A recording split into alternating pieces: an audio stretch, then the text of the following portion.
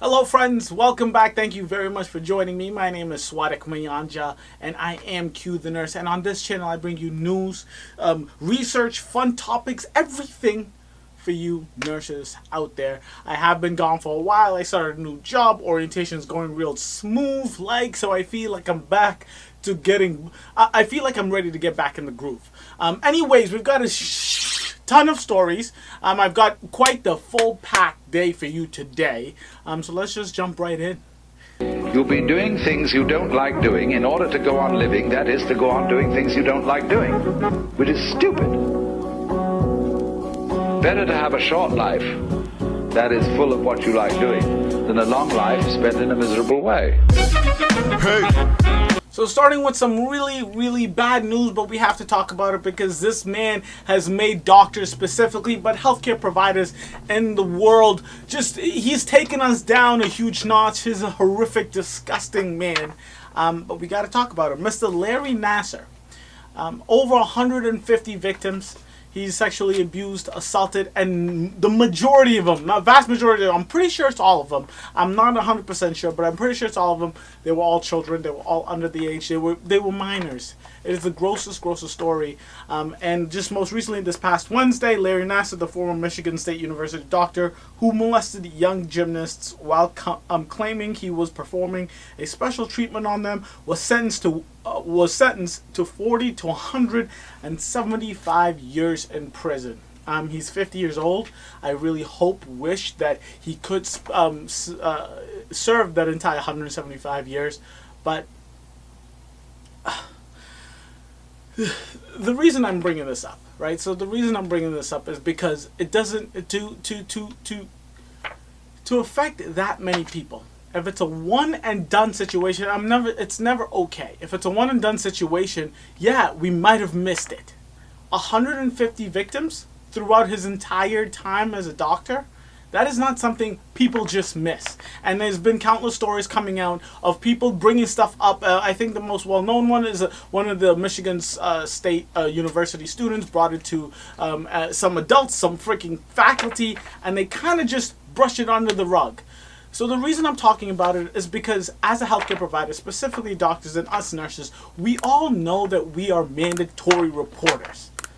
So if you are a coworker of, or you were a coworker of Larry Nassar, and you had any kind of inkling, especially because they're minors, and I don't like to say it's a bigger deal, it's a bigger problem, you shouldn't report when it's someone else, but if it's a minor, you know that they're the most vulnerable, right? It's a very vulnerable population, and kudos to those who came out earlier, to those brave ladies who came out later and said, this is bullshit, this is not right.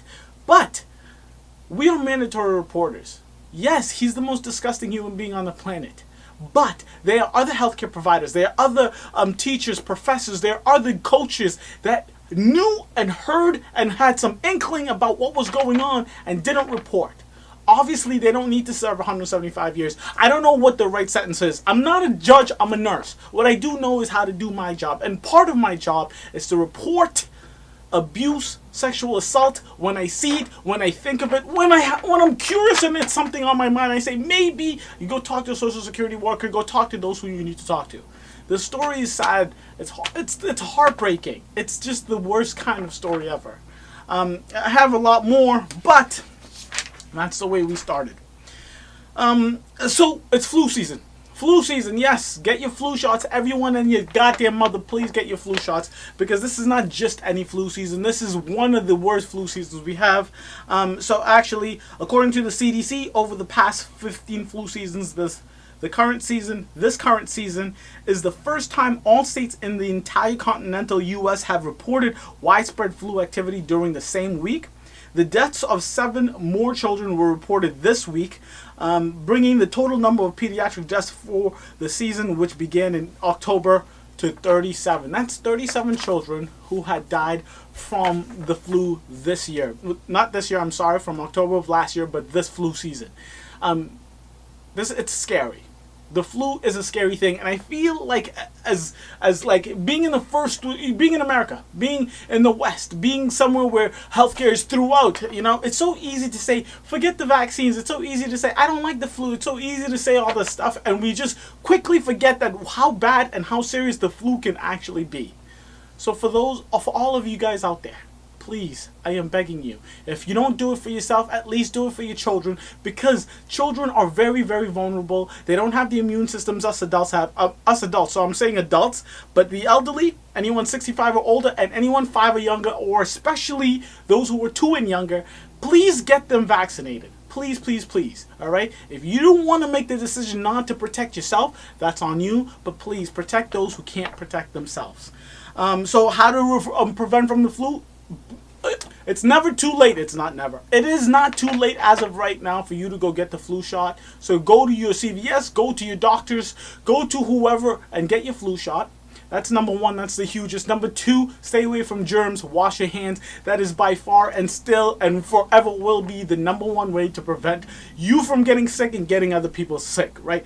Just sneeze in between your arm. Don't sneeze on your hand and give you high fives, okay? Don't sneeze just in front of you because the snot and all your boogers and all your germs and viruses is going to fly into other people's faces and orifices and get them sick. In between your arms, wash up, wash your hands, clean yourself up.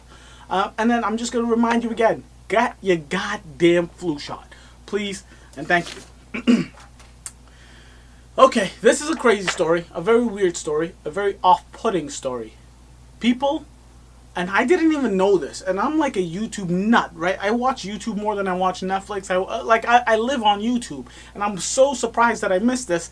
But I just saw a commercial of Gronkowski. Go Pats. Go Pats. We're about to get number 6. I'm ready for number 6. Go Brady. Go. Anyways, I just saw a commercial of Gronk saying no to eating Tide Pods.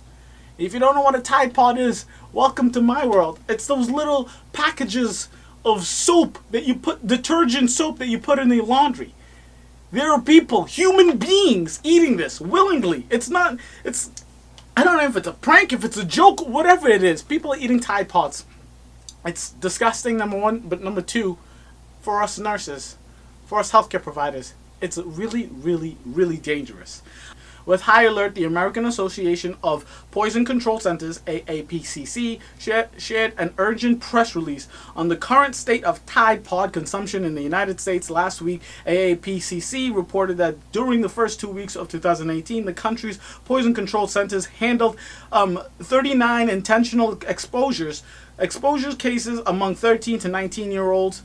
That number didn't last long, however. The number has increased to 86 such intentional cases among the same age demographic during the first 3 weeks of 2018. So it went from 39 in the first 2 weeks to 86 in the first 3 weeks. So January, see, I thought I was a stupid and, arrogant, dumb teenager who did really, really ridiculous things. But this is self-harm, but not in like a self-harm suicidal, I'm scared for you to hurt yourself kind of way. This is a self-harm like I'm jumping into a pit of fire because I'm a man. This is like self-harm like I'm doing this thing because everyone thinks I'll be cool, where in fact it can be some real serious damage to you.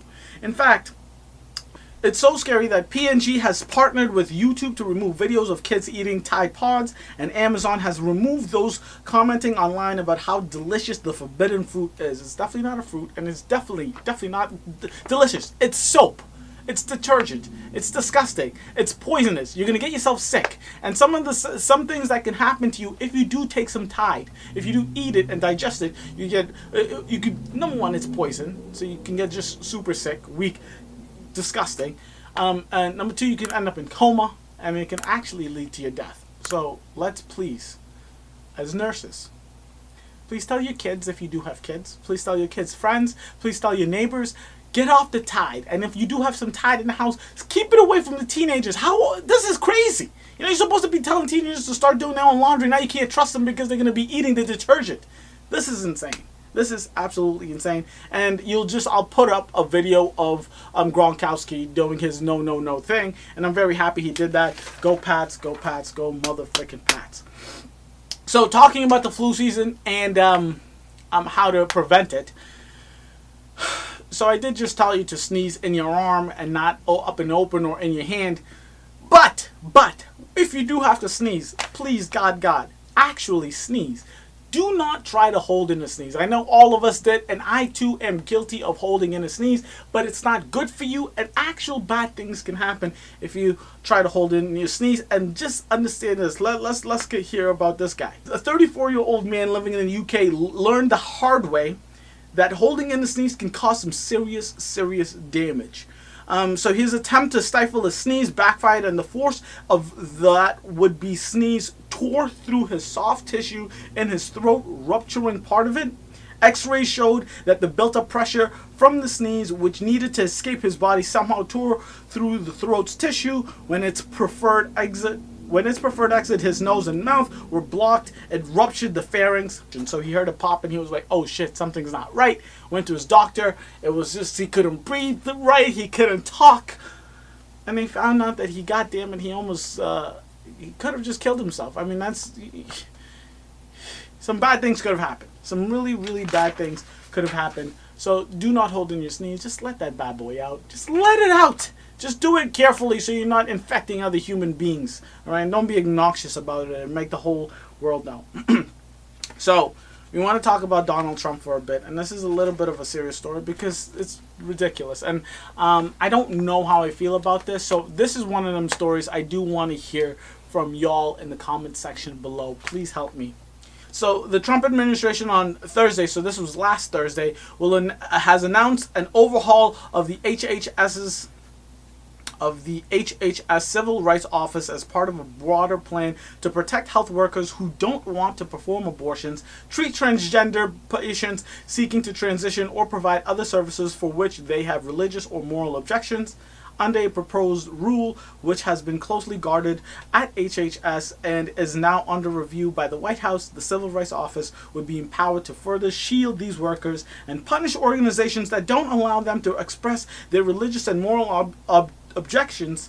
According to sources on and off the Hill, that would be a significant shift for the office, which currently focuses on enforcing federal civil rights and health privacy laws. So this is something, I mean, I know where I end up, right? I say I'm a nurse. When I go into work, it doesn't matter what I believe. It's about the patient. I don't care who the patient is, what the patient believes. I don't care if the patient believes in a different God than I do. If the patient is a different gender than I am. If the patient is transitioning from gender to gender. It should not matter at all for 1 second what the patient is in the office for. That's number one. And I think that's the biggest thing ever. So I think that this can become a really sticky issue. Obviously, if you don't believe in abortions, if you work in a labor and delivery unit, and that's what you do, right? And someone wants to, cut the cord after they want to help abort a baby, right? If there's another nurse that's willing to do it on your unit and you don't have to do it, of course, switch. That's the kind of conversations you have at the nurse's station. If you're a doctor and you going into labor and delivery, you should know, going into that profession, yes, the majority of the time you will be giving birth, but part of that job is also aborting babies. And if that's something you don't want to do not get into that profession. It's insane to me. I think this is absolutely insane. And that is the far end of the spectrum, right? If you don't want to be, if you go into like women's health, if you go into family primary care and you have a transgender patient come in and you have a moral objection to that, you can just be like, no, I'm not going to do any care for you. I'm not going to provide any care. Where does it end? Of course I want to have my rights. Of course if I don't feel comfortable with something, I could go to my nurses, to my, charge nurse, manager, whoever, and say, I don't feel comfortable with the situation. Is there anyone else that can take over for me? If the answer is no, it is my obligation to take care of that patient. They're in a hospital. I am a nurse. I am working. It is my job. It is part of what I have to do. I think this is ridiculous. Because what if I decide giving insulin I'm a morally object to giving insulin? What if I say I morally object to people who are overweight because they're not taking care of themselves? Or if I'm morally object to Asian folk because they don't, whatever. You get it. Where are we going to draw the line? I think this is a really bad thing that we're starting to do. Those are the kind of conversations you need to have with your coworkers and decide and parse that stuff out. But we cannot just say, I am not going to give any care to anyone who's transgender. I'm not going to give any care to someone who doesn't believe in the same God I do. It's ridiculous. It's ridiculous. It's ridiculous. I think only bad things can come from this. I don't know any situations. In my 2 years of being a nurse, I haven't been in a situation where someone has refused to give care to others. Many female patients tell me all the time, can I get a female nurse?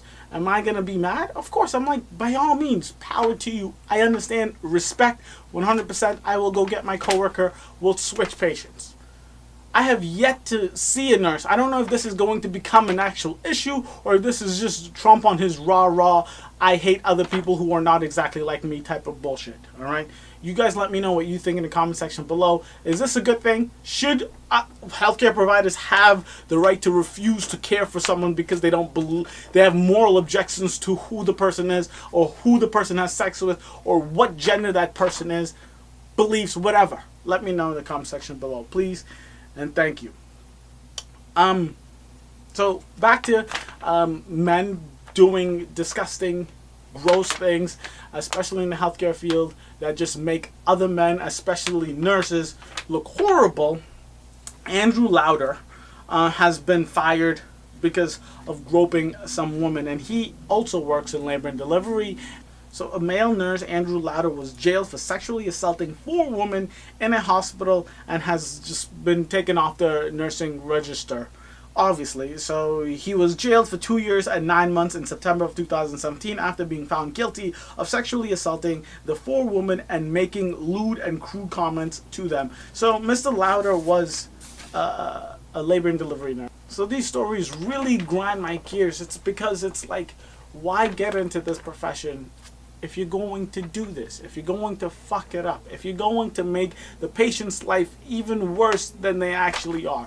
And I understand labor and delivery is a very different situation than coming into a regular hospital, but still, they're in a very, very, very vulnerable situation. And obviously, groping women is never, never, ever, ever right. But what pisses me off even more, right? If you're going to do something bad, if you're going to do it out there in the public and people can fight back for their own selves, not respect, but you had it coming to you. You need to get punched in the face. But when you're taking care of someone, when you're someone's nurse, when you have some authority over someone, when someone's looking up at you and saying, oh my goodness, you know, I need your help, care for me, help me give birth, help me get better, help me whatever, and you take advantage of them, you're just scum. It's the worst. You're disgusting. You're a horrible human being, right? Stop. These stories, it just blows my mind how often this bullshit happens. And last story of the day, a male nurse, another male nurse fucking it up for the rest of us, has been disqualified after sending an explicit photo to a drug and alcohol patient.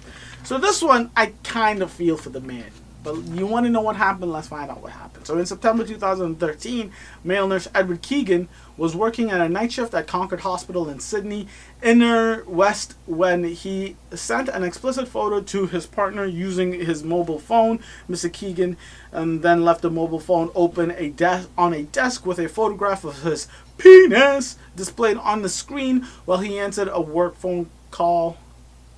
In a May 2015 interview, Mr. Keegan said that while he was on the phone, patient A, who was being treated for alcohol and benzodiazepine detox, then entered the office and saw the picture on the screen. And then after that, the patient, according to him, he says that the patient said, if you don't send this to me, I'm going to get you in trouble. So what did he do? He sent his picture of his penis to his patient. So number one, you're on the phone. I don't know how, when, or where. I'm hoping, for to God's sakes, this is just a saved picture of your penis that you had and you weren't taking pictures of your penis at work. That's number one. Number two, after you take the picture of your penis, or if you have the saved picture of your penis, you're going to literally leave it open on the table? I find that really hard to believe. I find that super hard to believe. I'm afraid to open Snapchats with people sitting next to me. I would never have my phone open at of a nude, especially if it's of myself on the table. I just don't believe that. I think that's some made up story he made, because let's be real with one another, right? People are more willing to cut off their arm than to let people see their cell phone. Mind you, leaving it out open, unlocked to a picture of yourself nude on a table when you know a patient's in the room with you. Ridiculous. Straight bullshit. Bullshit.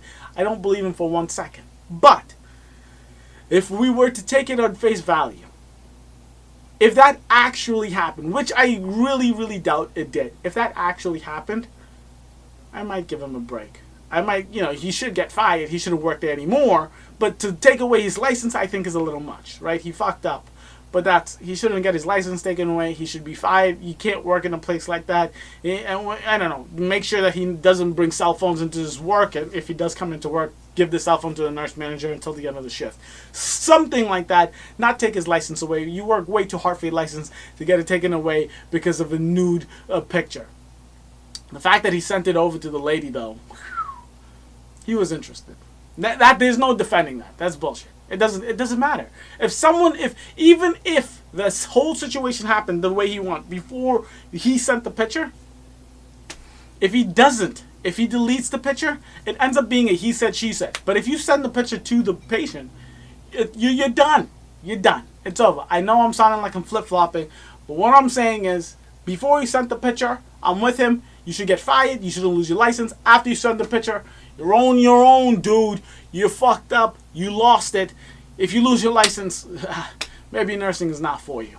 Ladies and gentlemen, sorry for the months. That's a lie. It's been 1 month. I've been in orientation. It's a new job. Give me a break. I love my job, and we'll talk about that in a little bit. But sorry for the month of me disappearing. I am back. I finally feel comfortable at work. Please comment, subscribe, like. And yeah, we're this close to getting to 1,000 subscribers. Last time I checked, we were at like 950. So let's get there. Please and thank you. Love you guys, and talk to you later. Deuces.